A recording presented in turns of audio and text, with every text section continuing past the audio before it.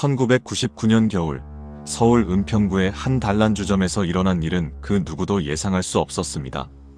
퇴근 후 집으로 향하던 32살 여종업원이 새벽 1시를 넘기며 흔적도 없이 사라져버린 것입니다. 언니에게 지금 출발한다고 전화한 지 불과 20분 만에 벌어진 일이었습니다. 가게 동료들은 모두 놀랐지만 아무도 정확히 무엇이 일어났는지 알 수 없었습니다. 경찰과 가족들의 필사적인 수색이 시작됐지만 어떤 단서도 찾을 수 없었습니다. 사건은 미제로 남겨진 채 세월이 흘렀습니다. 그런데 17년이 지난 2016년 경기 고양시 한 공장 단지 정화조에서 발견된 유골 하나가 모든 것을 바꿔놓았습니다. 그 뼈 조각 곁에는 17년간 숨겨져 있던 충격적인 진실이 함께 묻혀 있었습니다.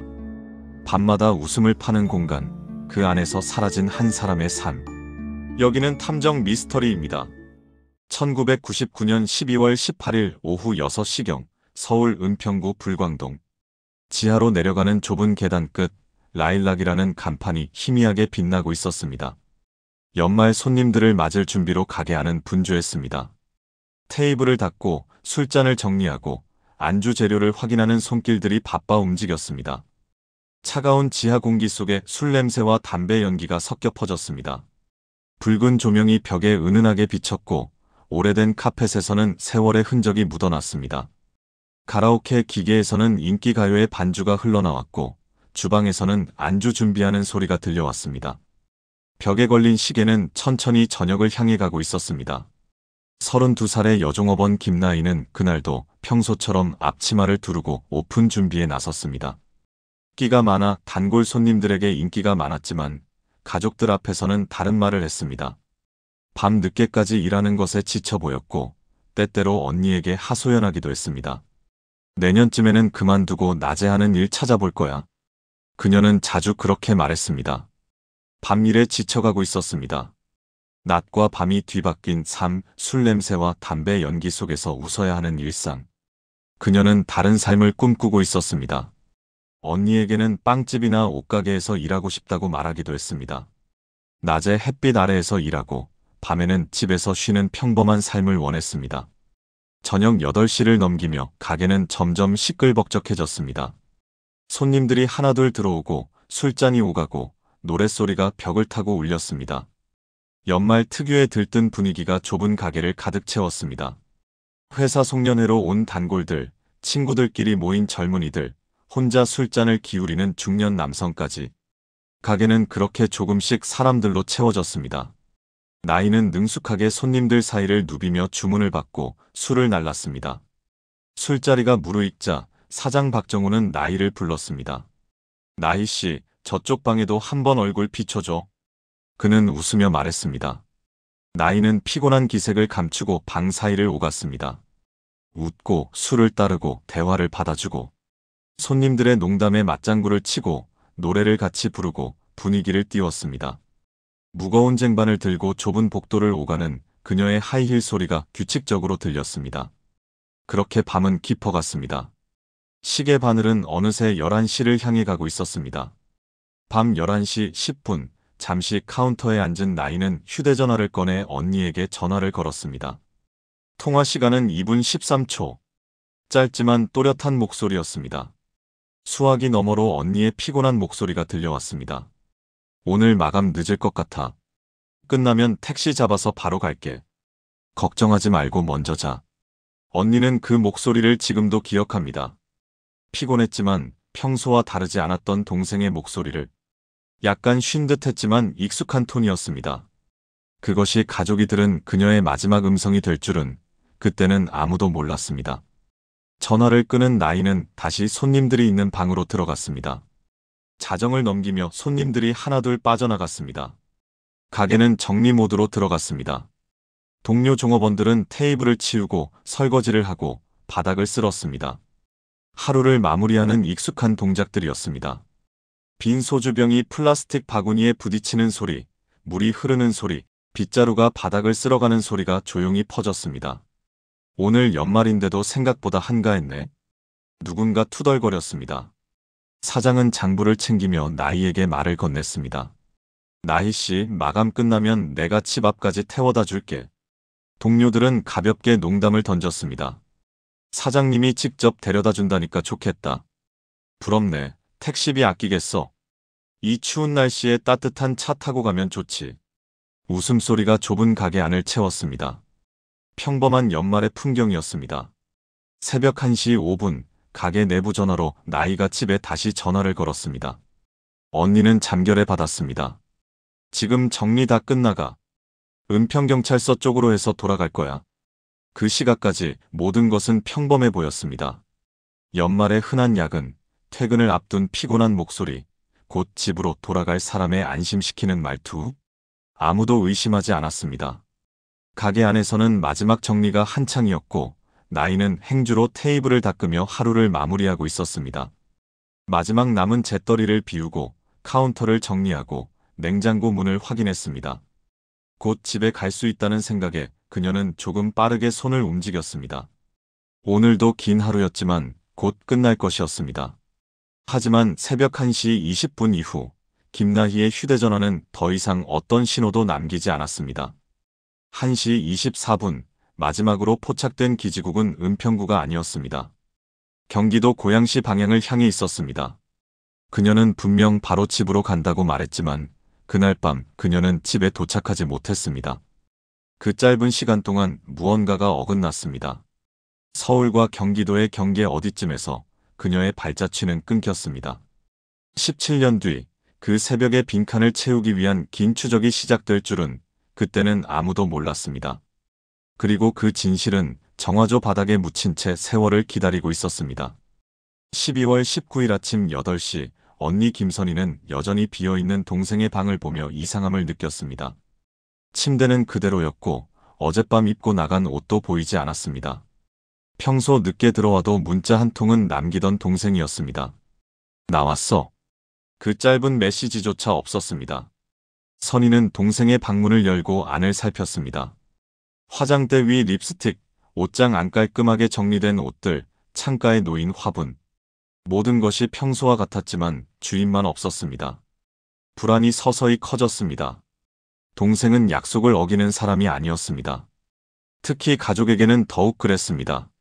선희는 동생의 직장 동료들에게도 전화를 걸어봤지만 아무도 나이를 보지 못했다고 했습니다.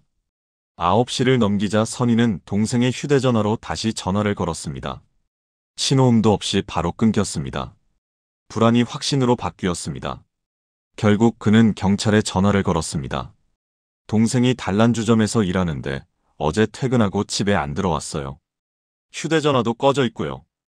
은평경찰서는 처음엔 단순 실종이나 자발적 가출의 가능성도 배제하지 않았습니다.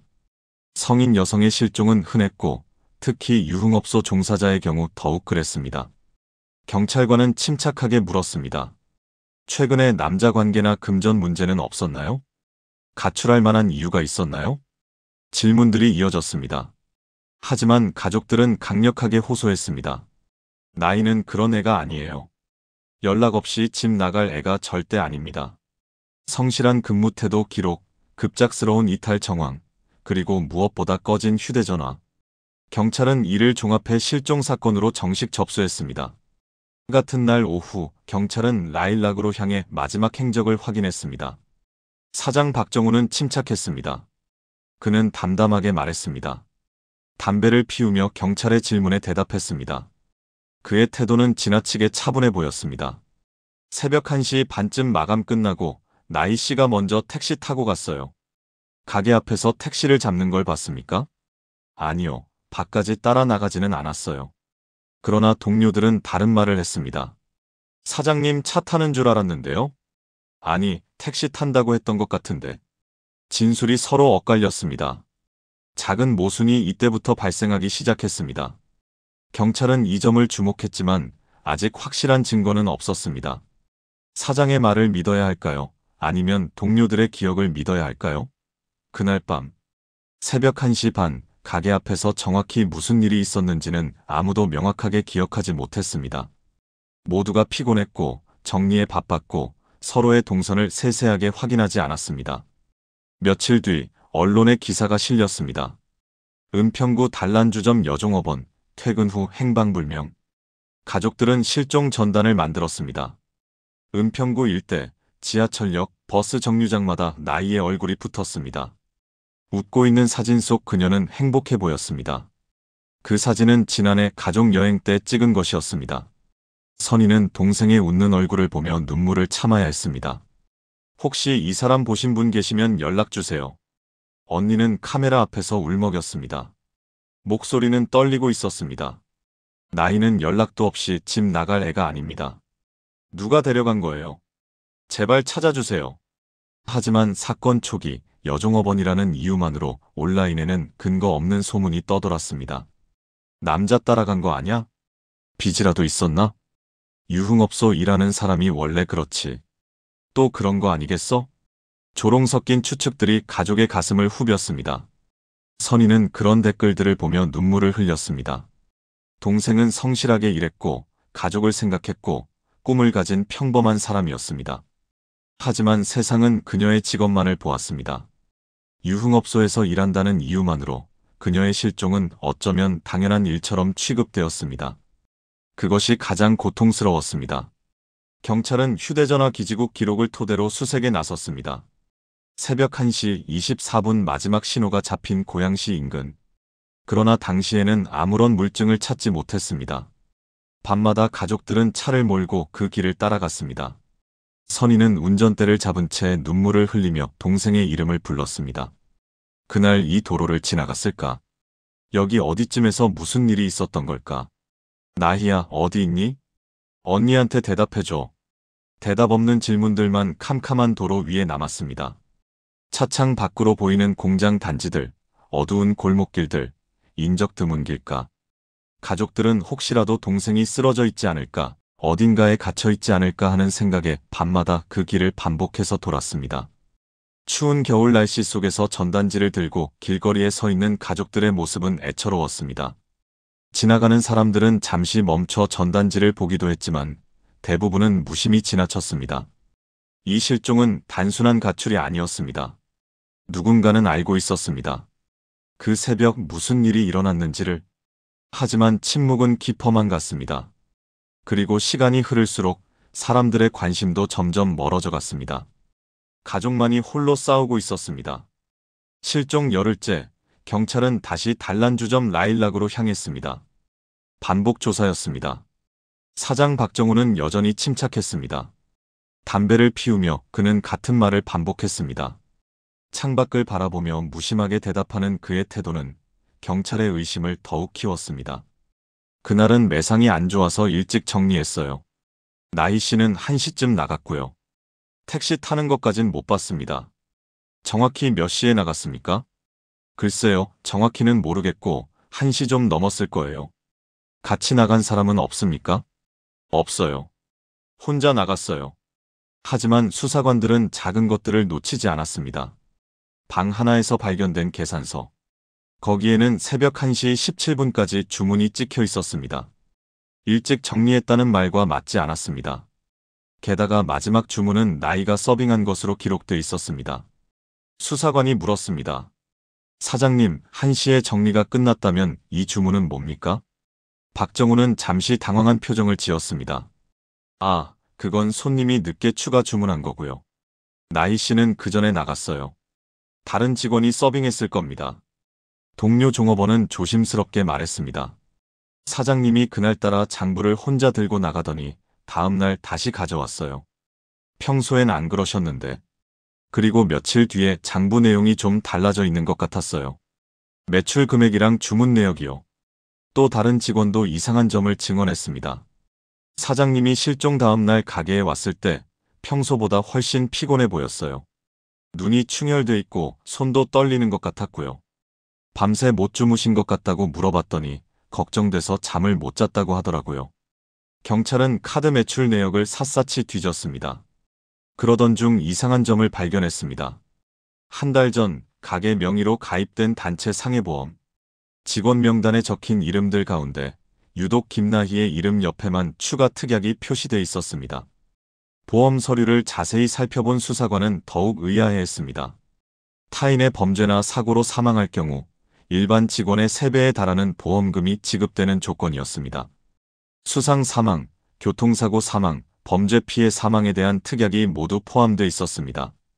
수사관이 물었습니다. 사장님, 이 보험 누구 제안이었습니까? 박정우는 잠시 말을 멈췄습니다. 그리고 담배 연기를 길게 내뱉으며 말했습니다. 보험 설계사가 그냥 패키지로 가입하라고 해서요. 별 생각 없이 했습니다. 그러나 보험 설계사는 다르게 진술했습니다. 사장님이 직접 요청하셨습니다. 김나희 씨에게만 특별히 특약을 넣어달라고요. 다른 직원들과 다르게 해달라고 강조하셨어요. 후배 종업원 이지영은 제작진을 만나 조심스럽게 이야기를 꺼냈습니다. 그녀는 지금도 그때를 생생히 기억하고 있었습니다. 나이 언니가 어느 날 저한테 그러더라고요. 사장님 요즘 장부 이상한 거 같은데 세무서 들어오면 큰일 나는 거 아냐? 그러면서 이렇게 일하는 거 그만두고 한번 제대로 얘기해 볼까 생각 중이야 라고요. 언니 표정이 진지했어요. 그녀는 그 말을 한 지 며칠 뒤 흔적 없이 사라졌습니다. 이지영은 지금도 그때를 후회합니다. 제가 말렸어야 했어요. 사장님한테 대놓고 그런 얘기 하지 말라고. 근데 저도 어리고 무서워서 그냥 조심하라는 말만 하고 말았어요. 그게 제 평생 후회예요. 만약 제가 더 강하게 말렸다면, 언니가 아예 그만뒀다면. 목소리가 떨렸습니다. 또 다른 동료는 더 불편한 기억을 떠올렸습니다. 사장님이 술 드시면 종종 손님들 없을 때 언니들한테 장난치듯 어깨 만지고 그랬어요. 나이 언니는 그게 싫었나 봐요. 한 번은 확 손 뿌리치는 걸 봤거든요. 그날 사장님 표정이 굳어지더라고요. 그 뒤로 며칠 동안 분위기가 이상했어요. 또 다른 직원은 실종 일주일 전의 일을 증언했습니다. 그날 나이 언니가 사장님한테 저 다음 달 말에 그만두려고요 라고 말했어요.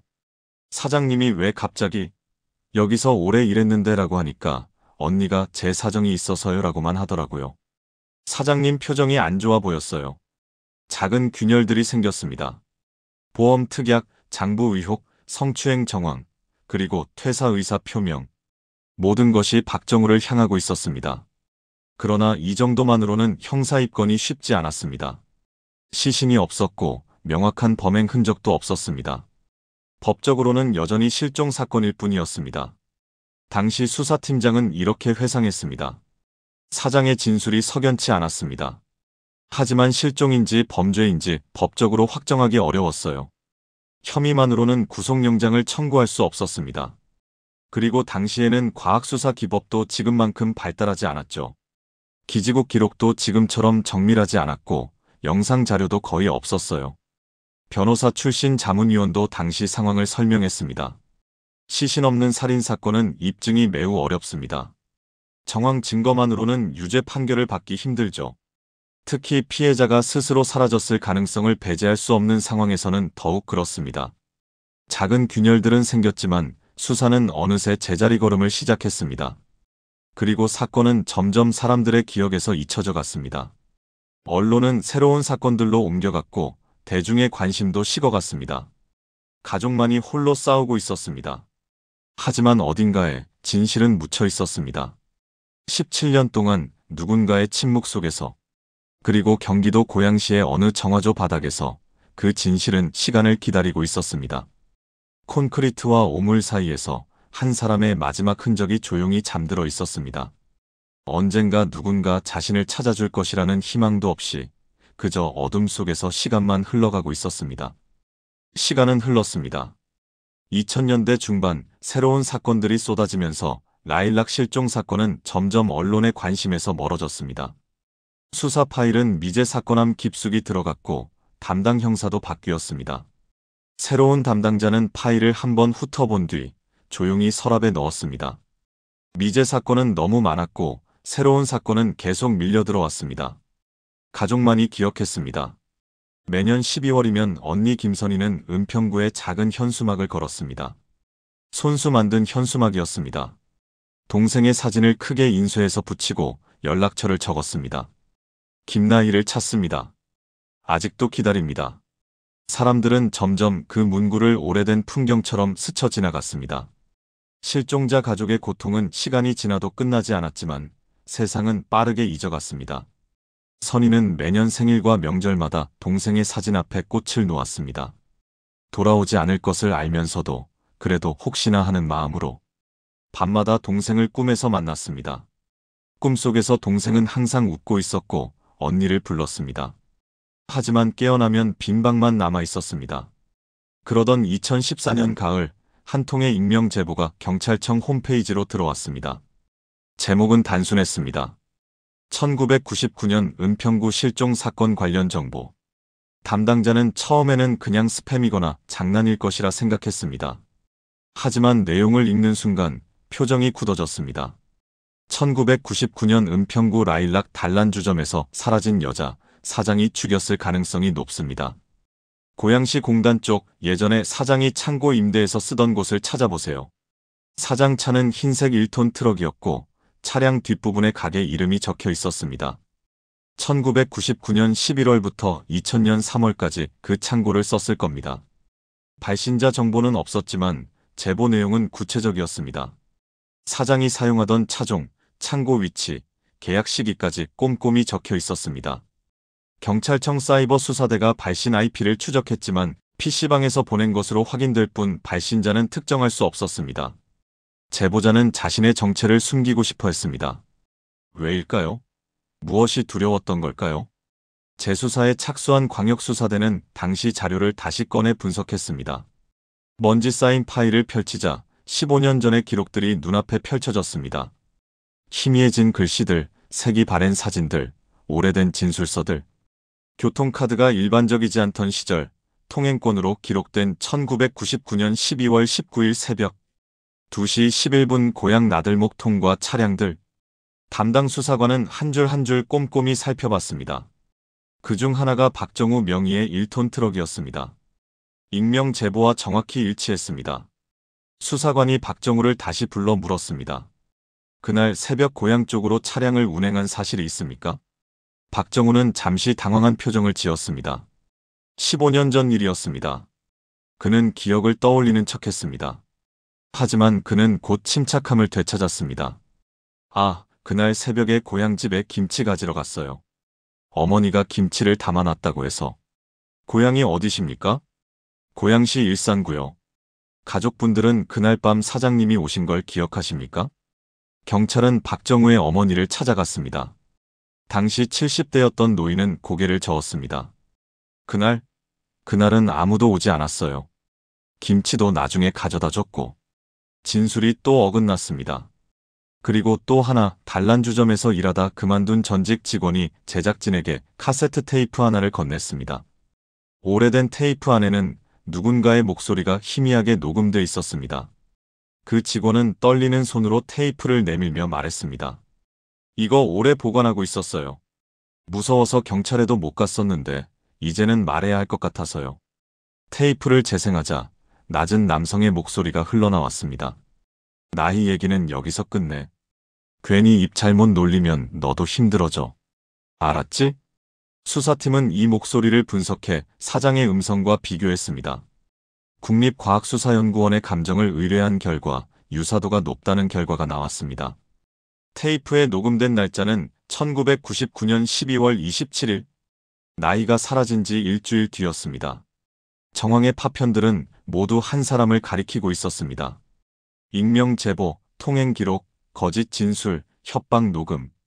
그러나 여전히 가장 중요한 한 조각이 없었습니다. 바로 피해자의 흔적이었습니다. 아무리 정황 증거가 쌓여도 시신이 없으면 살인죄로 기소하기 어려웠습니다. 수사팀은 답답함을 느꼈습니다. 진실은 눈앞에 있는데 마지막 퍼즐 조각을 찾을 수 없었습니다. 수사팀장은 팀원들을 모아놓고 말했습니다. 이번에는 끝을 봅시다. 15년 전에 놓친 걸 이제라도 찾아야 합니다. 유가족이 얼마나 오래 기다렸습니까? 우리가 해야 할 일입니다. 팀원들의 눈빛이 달라졌습니다. 재수사팀은 고양시 공단 지역을 집중 탐문하기 시작했습니다. 1999년 당시 박정우가 임대했던 창고를 찾아내는 것이 관건이었습니다. 하지만 15년이라는 세월은 많은 것을 바꿔놓았습니다. 건물주가 바뀌고 세입자가 바뀌고 기록도 흩어졌습니다. 수사관들은 하나하나 건물을 찾아다니며 당시 상황을 물었습니다. 대부분은 기억하지 못했습니다. 하지만 한 건물주가 오래된 임대 계약서를 찾아냈습니다. 거기에 박정우의 이름이 있었습니다. 이 사건의 퍼즐은 아직 중심 조각이 비어 있었습니다. 하지만 진실은 어딘가에 있었습니다. 땅 밑 깊은 곳에서 누군가를 기다리고 있었습니다. 그리고 그 진실이 세상 위로 올라올 날이 천천히 다가오고 있었습니다. 2016년 여름 한 작업자의 삽이 땅을 파고들 때까지 그 진실은 조용히 잠들어 있었습니다. 2016년 7월 3일 오전 9시 30분경 경기 고양시의 한 소규모 공장 단지. 오래된 정화조 보수 공사가 시작된 첫날이었습니다. 작업자는 펌프로 더러운 물을 빼내던 중 물 위에 떠오르는 낯선 형체를 발견했습니다. 처음에는 오래된 천 조각으로 생각했지만 가까이 다가간 순간 그는 삭은 뼈와 함께 엉켜있는 천을 보았습니다. 검은 오물 사이로 하얗게 드러난 뼈. 그것은 분명 사람의 것이었습니다. 작업자는 비명을 지르며 뒤로 물러났습니다. 손이 떨렸습니다. 심장이 빠르게 뛰었습니다. 그는 휴대전화를 꺼내 112에 전화를 걸었습니다. 목소리가 떨렸습니다. 저기, 사람 뼈가 나왔어요. 정화조에서. 빨리 와주세요. 신고를 받은 경찰관도 놀랐습니다. 곧바로 경찰에 신고가 접수됐고 형사들과 과학수사관들이 현장으로 달려왔습니다. 정화조 주변은 순식간에 폴리스 라인으로 둘러싸였습니다. 주변 공장 노동자들이 하나둘 모여들었습니다. 경찰은 사람들을 멀리 물렸습니다. 증거가 훼손될 수 있었기 때문입니다.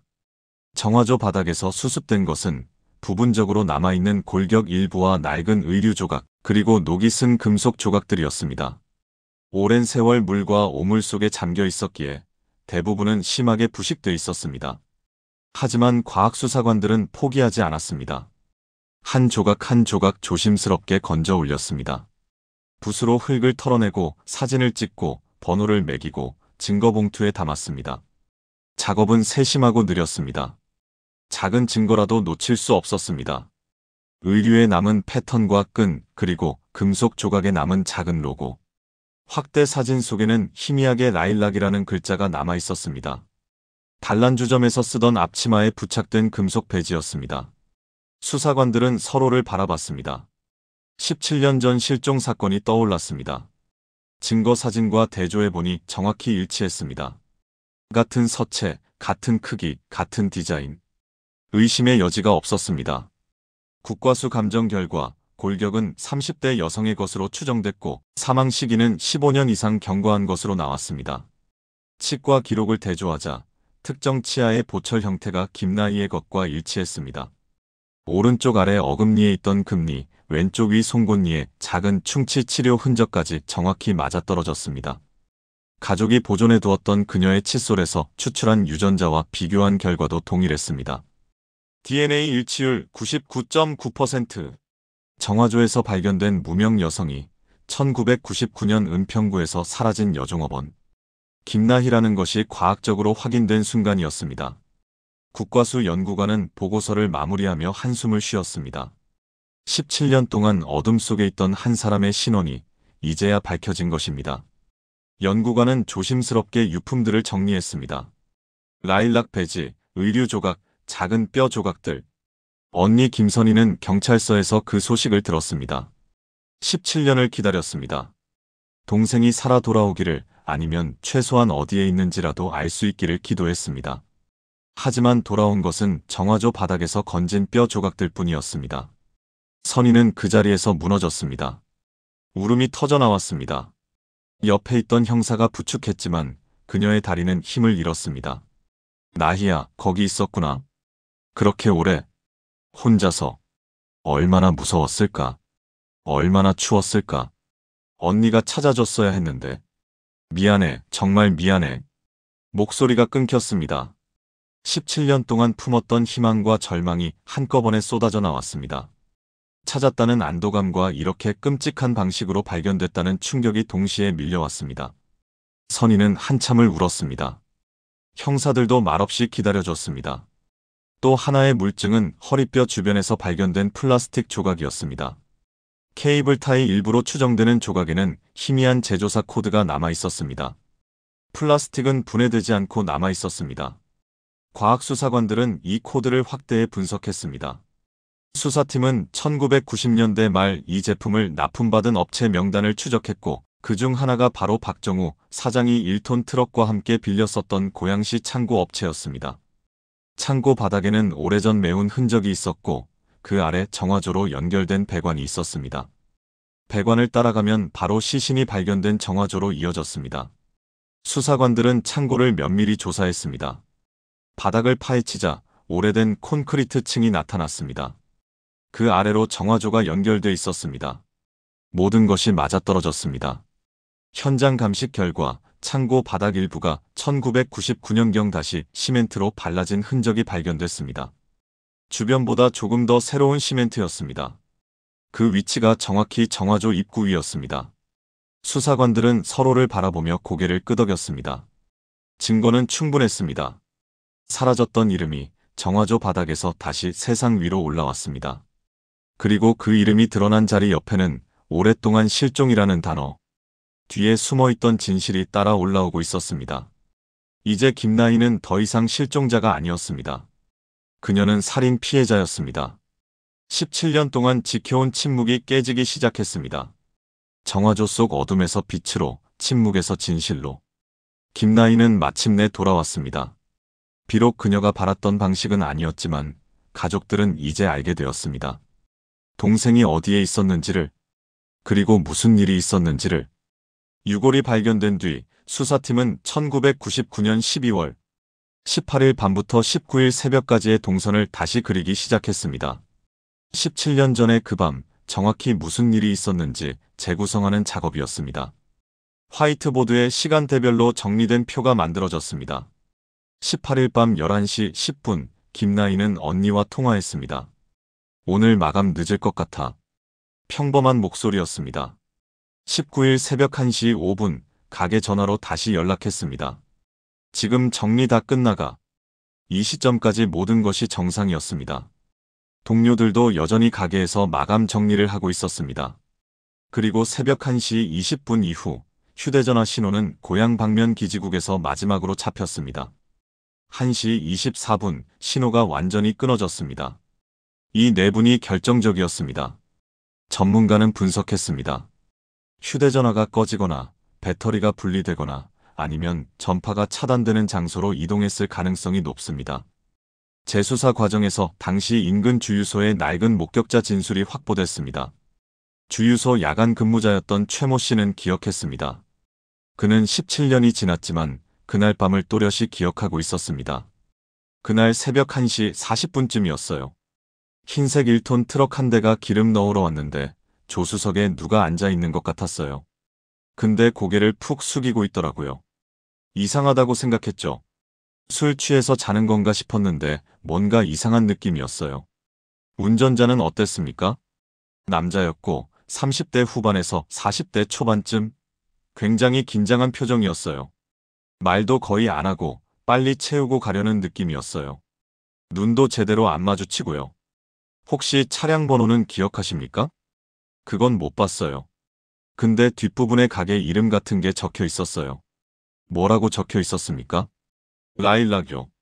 차량 특징을 물었더니 뒷부분에 가게 이름 같은 게 적혀 있었다고 했습니다. 라일락. 수사관들은 서로를 바라봤습니다. 모든 증거가 한 방향을 가리키고 있었습니다. 당시 박정우는 그날 새벽에 혼자 차량을 몰고 고향집에 다녀왔다고 진술했습니다. 어머니가 담근 김치를 가지러 갔다는 것이었습니다. 그러나 통행 기록, 주유소 목격담, 그리고 가족 진술은 그 말을 부정하고 있었습니다. 고향집 어머니는 그날 밤 아무도 오지 않았다고 증언했습니다. 여기에 더해 새벽 2시 11분 고향 나들목 통과 기록과 3시 2분 서울 방향 재진입 기록까지 왕복 2시간 남짓한 이 새벽의 이동이 단순한 고향 방문이 아니라는 정황은 점점 짙어졌습니다. 수사팀은 그날의 동선을 직접 재현했습니다. 은평구 라일락에서 고양시 공장 단지까지 차로 약 40분, 시신을 정화조에 유기하고 창고 바닥을 정리하는 시간 약 30분에서 40분, 다시 서울로 돌아오는 시간 40분, 모든 것이 정확히 맞아떨어졌습니다. 수사관들은 새벽 시간대에 직접 그 길을 운전하며 시간을 측정했습니다. 당시와 비슷한 교통 상황을 고려해 여러 번 반복 주행했습니다. 수사팀장은 팀원들에게 말했습니다. 시간대, 동선, 목격담, 물증, 모든 것이 일치합니다. 이제 법정에서 진실을 밝힐 때입니다. 또 다른 결정적 증거가 추가됐습니다. 창고 주변 토양 샘플에서 미세한 혈흔 반응이 검출된 것입니다. 17년이 지났지만 과학은 그 흔적을 찾아냈습니다. 비록 DNA 추출은 불가능했지만 인간 혈액 성분이 확인됐습니다. 법리 검토 끝에 수사팀은 살인 및 사체유기 혐의에 대해 공소시효가 아직 완전히 소멸되지 않았다는 결론을 냅니다. 피고인이 해외 체류 기간이 있었고 범죄 은폐 행위로 인한 공소시효 정지 가능성이 인정된 것입니다. 법률 자문을 맡은 검사는 설명했습니다. 범죄 사실을 적극적으로 은폐하고 허위 진술을 반복하며 증거를 인멸한 경우에는 공소시효 진행이 정지될 수 있습니다. 박정우는 사건 발생 직후부터 지금까지 거짓 진술을 반복했고 물증을 감추고 목격자들에게 협박까지 했습니다. 이는 명백한 증거 인멸 및 은폐 행위입니다. 특히 중요한 것은 2005년부터 2008년까지 박정우가 필리핀에 체류한 기록이었습니다. 이 기간 동안 공소시효는 정지됩니다. 따라서 실질적으로 공소시효는 아직 완성되지 않은 것으로 판단됐습니다. 검찰은 박정우를 구속 기소했습니다. 혐의는 살인과 사체유기. 그가 경찰서로 연행되는 모습이 뉴스에 나왔습니다. 17년 전 실종 사건이 살인 사건으로 재조명되는 순간이었습니다. 카메라 플래시가 터졌고 기자들이 소리쳤습니다. 그는 회색 점퍼로 얼굴을 가린 채 호송차에 올랐습니다. 취재진이 물었습니다. 혐의를 인정하십니까? 유가족에게 할 말이 있습니까? 박정우는 고개를 숙인 채 아무 말도 하지 않았습니다. 하지만 그의 침묵은 더 이상 진실을 가릴 수 없었습니다. 이제 1999년의 거짓말을 법정 위에서 다시 검증할 시간이 다가오고 있었습니다. 그 새벽 2시의 빈칸을 이제 법이 채워갈 차례였습니다. 압수된 자료와 통화 기록, 보험 서류, 창고 계약서까지 모두 모인 상태에서 수사팀은 다시 박정우를 조사실로 불러앉혔습니다. 처음 며칠 동안 그는 기존 진술을 반복했습니다. 변호사와 상의하며 일관되게 부인했습니다. 나희 씨 실종은 안타깝지만 나는 모른다. 경찰이 괜히 나를 의심한다. 나는 그날 밤 혼자 고향 다녀왔다고 했잖아요. 그러나 한 장 한 장 앞에 놓이는 서류들이 그의 말을 잠식해갔습니다. 수사관은 침착하게 증거를 제시했습니다. 테이블 위에 쌓이는 서류들이 점점 많아졌습니다. 먼저 보험 서류. 1999년 11월 그는 라일락 직원 전체를 대상으로 상해보험을 들었습니다. 하지만 김나희에게만 적용된 고액 특약은 설계사 진술에 따라 사장이 직접 요청한 것으로 확인됐습니다.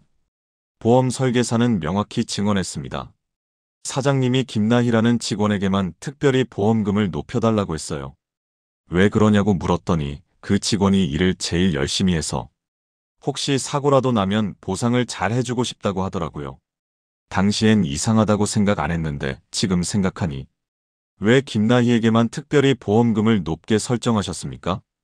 박정우는 대답하지 못했습니다. 땀이 이마에 맺혔습니다. 이어 세무서에서 확보한 자료에 따르면 그는 수년간 매출을 축소 신고하고 일부 현금 매출을 개인 계좌로 빼돌리고 있었습니다. 탈세 금액만 수천만 원에 달했습니다. 나이는 이를 보고 문제를 제기했고 동료들에게 이거 그냥 넘어가면 우리도 같이 책임지는 거 아니냐고 말했다는 증언이 이어졌습니다. 나이는 정직한 사람이었습니다. 잘못된 것을 보면 참지 못하는 성격이었습니다. 나이가 세무 비리를 알고 있었죠? 그건 직원들이 다 알 수 있는 거잖아요. 하지만 나이만 문제를 제기했습니다. 왜 그랬을까요? 침묵. 나이가 당신을 세무서에 신고하겠다고 협박했습니까? 협박이 아니라. 그럼 뭡니까? 또 하나의 동기는 성추행 의혹이었습니다. 전직 직원 2명은 명확히 증언했습니다. 사장이 술김에 나이에게 부적절한 스킨십을 하려 했고 그 일이 있은 뒤 나이가 이제 진짜 그만둬야겠다. 필요하면 노동부에 말할 거야 라고 했다고 진술했습니다. 즉 세무 비리와 성추행 두 가지가 동시에 폭로될 위기에 처해 있었습니다. 박정우에게는 나이가 제거해야 할 위협이 된 것입니다. 나이가 당신을 신고하려 했습니까? 아니 그건 12월 17일 나이가 당신에게 다음 달 말에 그만둔다고 말했죠. 그리고 노동부에 신고하겠다고도 했고요. 박정우는 고개를 떨궜습니다. 말문이 막혔습니다. 결정적 계기는 공범의 입이었습니다. 1999년 당시 박정우의 트럭 운전을 도와주던 지인 최성민은 양심의 가책을 이기지 못하고 수사팀에 자수했습니다. 17년 동안 그는 악몽에 시달렸습니다. 그날 새벽 사장님이 나희 씨를 태운 채 고향 창고로 가자고 했습니다. 도착해서 둘만 창고 안으로 들어갔고 한참 뒤에 혼자 나와서 짐 좀 옮기자고 했어요. 그 짐이 뭐였는지는 말 안 해도 아시겠죠. 무겁고 이상한 냄새가 났어요. 당신은 왜 그때 신고하지 않았습니까? 무서웠어요. 사장님이 이 일만 조용히 넘어가면 너도 돈 걱정 없다고 했어요. 실제로 1,000만 원을 줬고요. 저도 공범이 된 거예요. 그래서 17년 동안 말 못했습니다. 미안합니다. 최성민은 울먹였습니다. 공범의 진술과 정화조에서 나온 유골, 케이블 타이 조각, 보험 서류, 재무 비리 정황까지 퍼즐 조각들은 하나의 그림을 만들고 있었습니다. 그제야 박정우는 고개를 떨군 채 짧게 말했습니다. 그냥 조용히 넘어가길 바랐습니다. 무슨 말입니까? 나이가 계속 문제 삼으니까. 세무서 들어오면 저도 끝장이고 성추행으로 고소당하면 가게도 문 닫아야 하고. 그냥 조용히 있어줬으면 좋겠다고 말했는데 끝까지 신고하겠다고 하더라고요. 그래서 죽였습니까? 긴 침묵 끝에 그는 고개를 끄덕였습니다.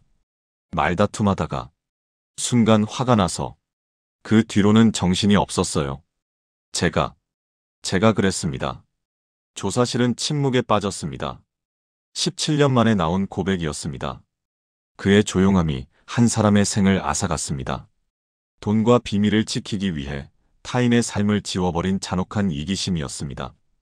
2018년 3월 서울서부지방법원 강도살인 및 사체유기 혐의로 기소된 박정우의 첫 공판이 열렸습니다. 방청석은 가득 찼습니다. 유가족, 언론, 그리고 이 사건에 관심을 가진 시민들이 모였습니다. 언니 김선희는 가장 앞줄에 앉아 피고인을 바라봤습니다. 17년 만에 마주하는 그 얼굴. 그녀는 주먹을 꽉 쥐었습니다. 그는 변호인을 통해 보험은 단순한 복지 차원이었다. 공범의 진술은 거짓이다라며 혐의를 부인했습니다. 변호인은 공소시효 만료도 주장했습니다. 하지만 재판부 앞에 제출된 자료와 증언의 흐름은 달랐습니다. 검찰이 준비한 증거는 압도적이었습니다.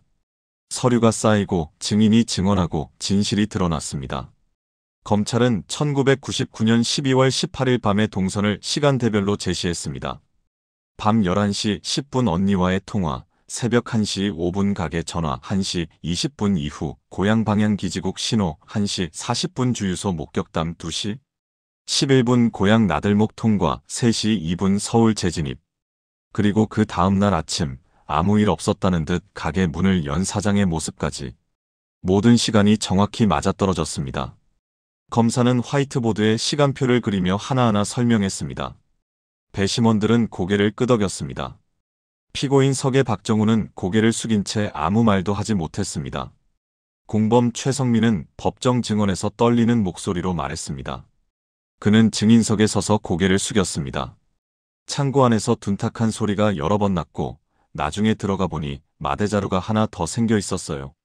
사장님이 이 일만 조용히 넘어가면 너도 돈 걱정 없다고 말했습니다. 저는 겁이 났어요. 공범이 됐다는 것을 알았지만 신고할 용기가 없었습니다. 피고인 측 변호인이 반대 신문했습니다. 돈을 받고 거짓 증언하는 것 아닙니까? 아닙니다. 저는 17년 동안 이 죄책감을 안고 살았어요. 이제라도 진실을 말해야 한다고 생각했습니다. 정화조에서 발견된 유골과 라일락 배지, 케이블 타이 조각, 그리고 보험 특약의 구조를 분석한 전문가의 진술도 이어졌습니다. 국과수 감정관은 명확히 설명했습니다. 피해자는 케이블 타이로 손목과 발목이 묶인 상태였고 정화조에 투기됐습니다. 사인은 질식사로 추정됩니다. 허리뼈 주변에서 발견된 케이블 타이 조각의 제조사 코드는 피고인이 사용하던 창고에서 납품받은 제품과 일치합니다. 재판은 5차례에 걸쳐 진행됐습니다. 매번 새로운 증거와 증언이 제출됐고 피고인의 변명은 점점 설득력을 잃어갔습니다. 마지막 최후 진술에서 박정훈은 말했습니다. 죄송합니다. 유가족분들께 정말 죄송합니다.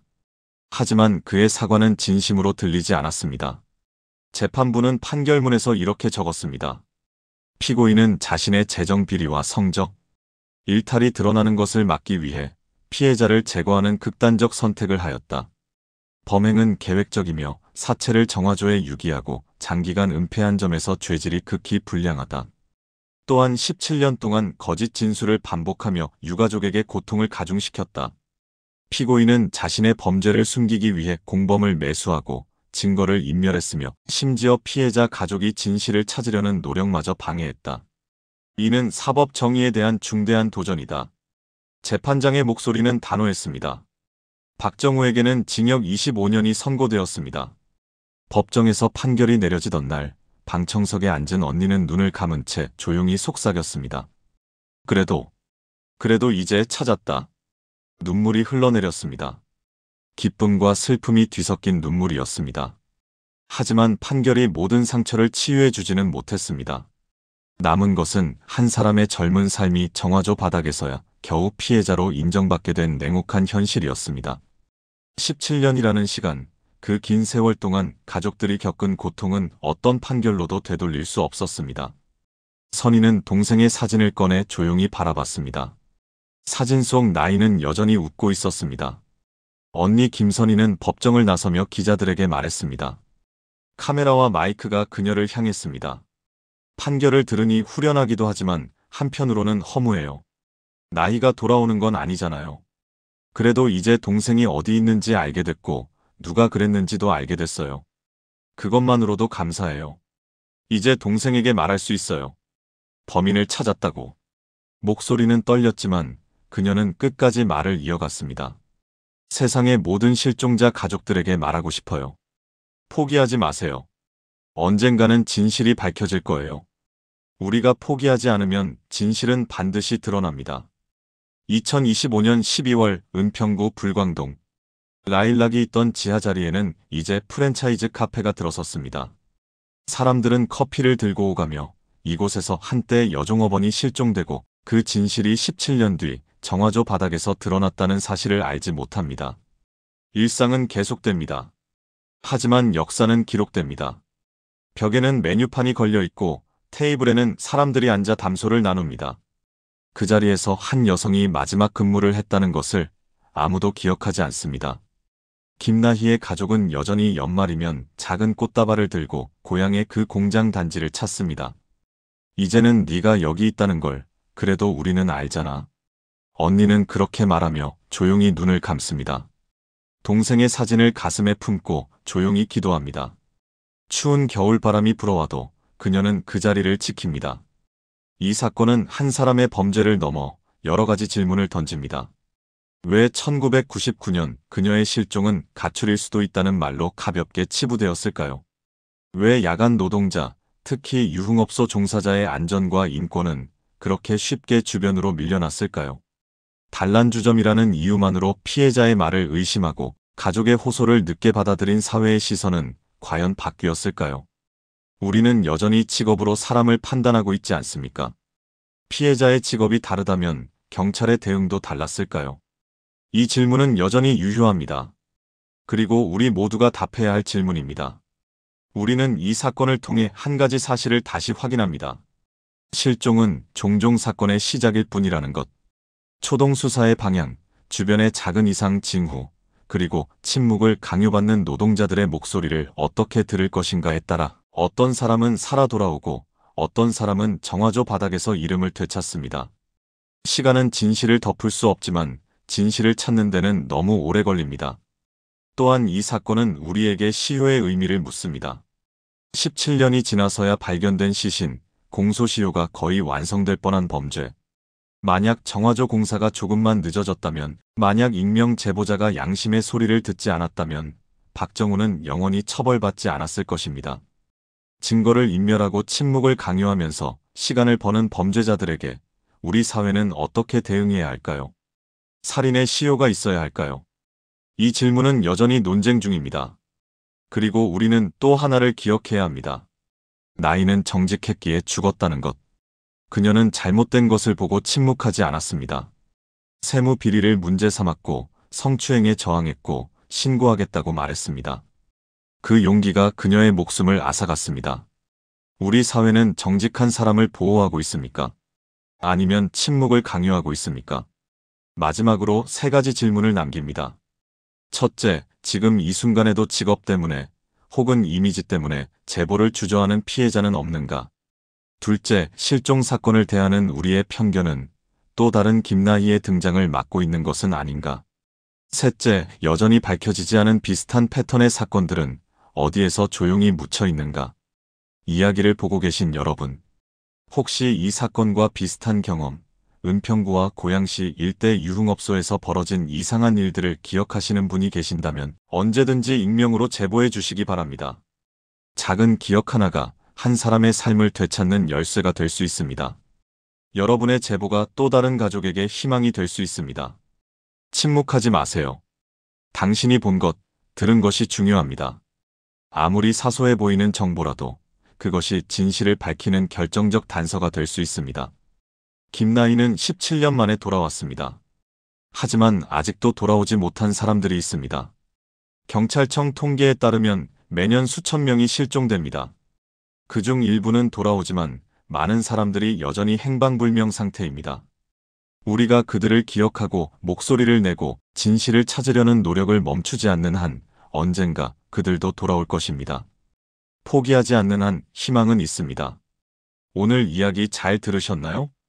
구독과 좋아요 부탁드립니다. 탐정 미스터리는 앞으로도 세상에서 잊혀졌던 그리고 반드시 잊어서는 안 되는 이야기를 전하겠습니다. 시청해주셔서 감사합니다.